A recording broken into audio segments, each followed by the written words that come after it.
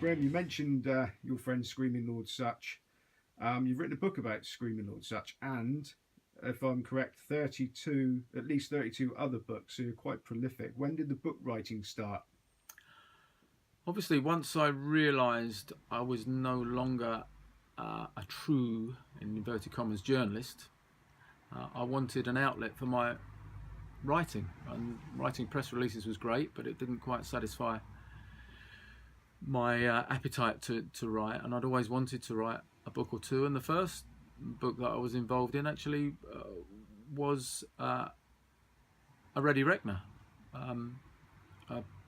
My boss of the time, Mike Raper, who's still around today, still a good friend, taught me a lot of what I know, was approached by the Sporting Life and with an idea. They wanted basically a simple Ready Reckoner with some editorial into, to widen the appeal, some explanations of betting terms and bits and pieces. Anyway, I helped him with that, and believe it or not, the two of us literally, and I was going to say computed, but we didn't even have computers. We used a calculator, I think, to work out every combination of bets you could in the Ready Reckoner. Like 13 to 8 times 15 to 8 on for £1, whatever. All that, we double checked it took us bloody months.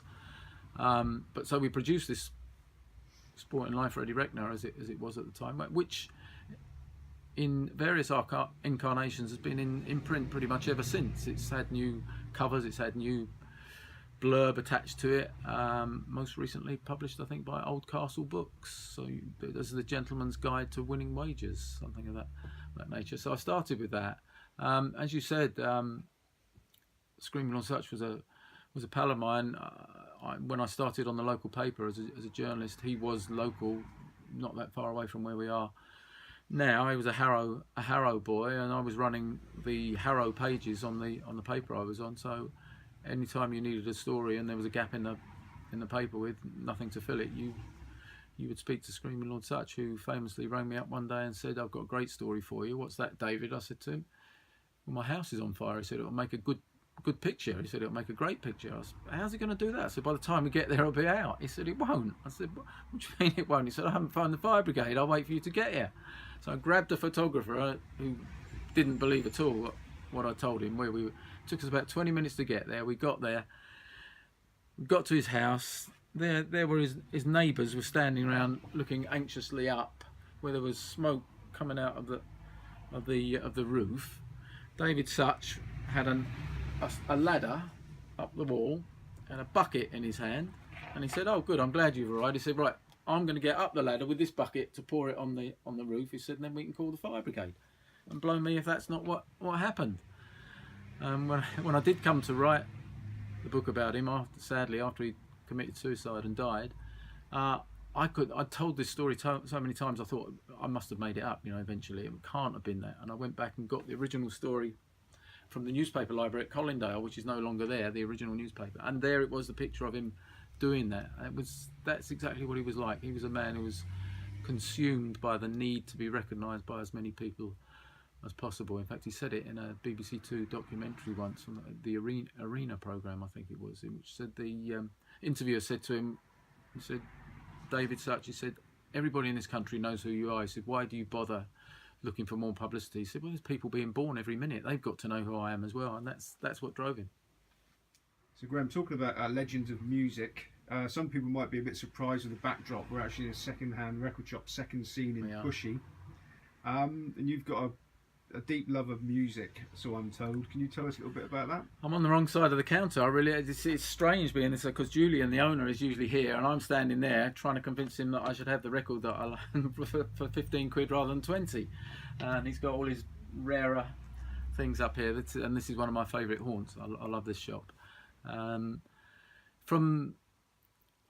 bought my first record in 1962. I recently found it. It was Dance with the Guitar Man by Dwayne Eddy. A wonderful twangy song, and I've been buying music ever since. I would probably be able to stand up, like in another context other people would do, and say, "Listen, I'm an addict. I cannot go more than a few days without buying a record." And that's what I do, and that's what I do in here quite a lot. I've not got a musical bone in my body in terms of playing music. I just love listening to it. and I particularly specialise in the mid to late 60s psychedelic period, which is the stuff that I love and the stuff I'm still searching for the records that came out at that time that nobody knew about. I've got all the ones that everybody knew about. I'm looking for the ones that got ignored at the time, because that was the sort of music that I still like. I was a record reviewer on the local paper that I worked for, and that was in fact why I ended up being an ex-local paper reporter, all due to an Elvis Presley record. My editor of the time was a Greek lady, I hope you're watching this, Dina, somewhere, who loved Elvis Presley. She went on holiday. She said, Elvis has got a new record out shortly. I said, yeah, you're right. She said, can I have it when it comes out? I said, fine, I'll do the review. You can have it. I'm not an Elvis fan. She came back from holiday. Have you got the Elvis record? No, RCA haven't sent it yet. They must have sent it because it's been out for a couple of weeks. It's in the charts. Well, they didn't send it. If you want to ring them up and ask them, no, you've probably kept it. I said, why would I have kept it? You know, I'm not an Elvis fan. That it descended into a bit of name calling after that, and with the result that I was summoned by the managing director of the newspaper to see him and ordered to apologise to the editor for the row reaching the proportions that it did. I didn't want to apologise. She didn't want to accept an apology anyway, so it was agreed that it'd probably be best if I left. But I did win the industrial tribunal that subsequently followed. They were ordered to give me my job back, but would you go back? No, you couldn't go back, could you?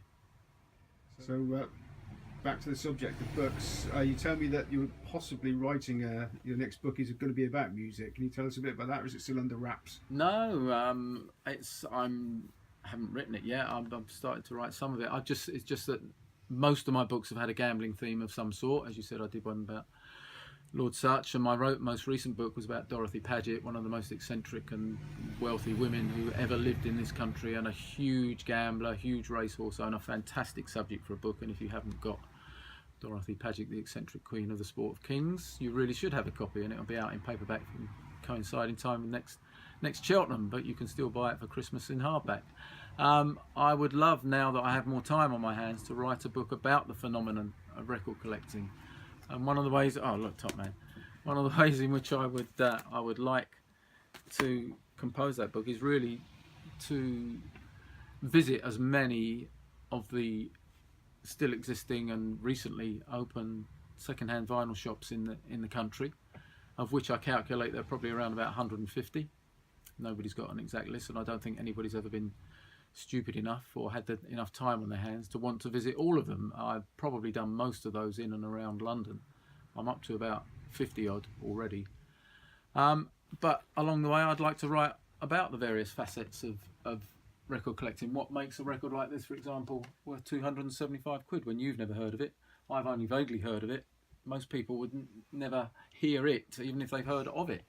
And why would you pay 275 quid for that when you could buy the same thing on CD? I saw it the other day for £6.99. You'll have to read the book to find out the answers to why some people would do that. Why would I come in here and spend hours leafing through records looking for stuff I've never heard, and hoping, well, I can play it on Julian's record player over there. There are a lot of aspects to record collecting. I think in a way it is a form of addiction. I can't go more than a week or two without feeling the itch and wanting to go and buy some records. As we speak today, yesterday I was in a record shop in Cambridge called Black Barn Records, which I can only recommend to anybody that happens to be in Cambridge. And I spent far more than I should have done. I spent probably so much that if it had been a betting shop, I would have been asked whether I could afford to spend that sort of money or should even think of doing such a thing.